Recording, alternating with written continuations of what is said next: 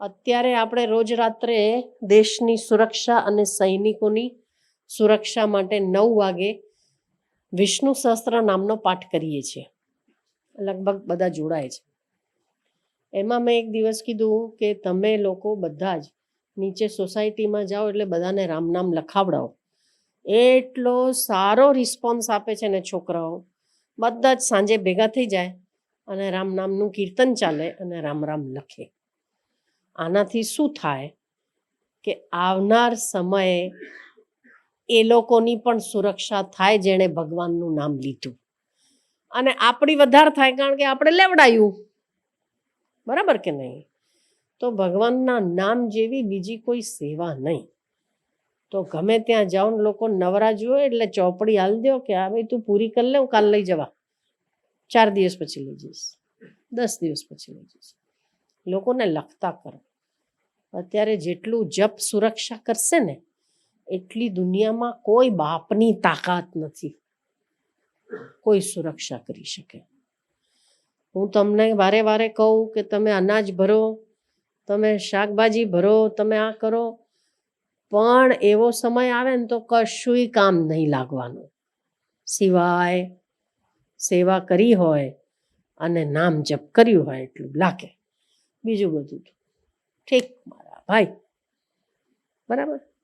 હવે ઘરમાં બોમ્બો આટલા બધા દુનિયામાં બોમ્બ પડતા હોય, તાર શું અનાજ ને શું એ માણસ પોતાની જાતને સાચવી લે, બહુ નહીં. બરાબર કે નહીં? એટલે તૈયારી કરો. લગ્ન હોય તો તૈયારી કરાય ને. લગ્ન હોય છે તો ખબર પડે કે લગ્ન છે તો આપણે તૈયારી કરીએ. ક્યાંક જવાનું હોય તો તૈયારી કરીએ. પછી ખબર હોય પૂર આવવાનું છે 15 દાડા પહેલાં, તો બધા અહીંયાથી ગાયો બાયો લઈને બહાર જતા રહે. આપણે ખબર હતી તો એની તૈયારી છે. બરાબર? તો તમને અત્યારે શાંતિ બહુ દેખાય છે, પણ એ શાંતિ નથી. એ અંદર બહુ ઉથલ પાથલ છે. ક્યારે ફૂટીએ વાળી. અને પ્રકૃતિમાંય છે. અત્યારે બહુ બધી વ્યવસ્થાઓ એવી અવ્યવસ્થિત છે અંતરિક્ષમાં જે આપણને દેખાતી નથી. એને ખાલી કોઈ પ્રસંગની જરૂર છે.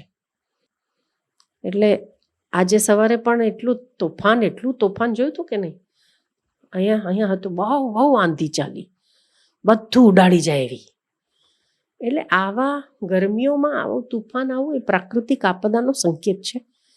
એ ક્યાંક ને ક્યાંક અંતરિક્ષમાં કોઈક ઘટનાઓ ઘટે છે. એ આપણને નરી આંખે દેખાતી નથી, પણ જે સૂક્ષ્મ જગતના લોકો છે એને ખ્યાલ આવે. એટલે આપણે સુરક્ષા હોવા માટે નામ જપ સિવાય બીજો કોઈ ઉપચાર નહીં. નામ જપ કરો, ગાયની સેવા થતી હોય એટલી કરો, બસ. બીજું કોઈ કરવાની જરૂર નહીં.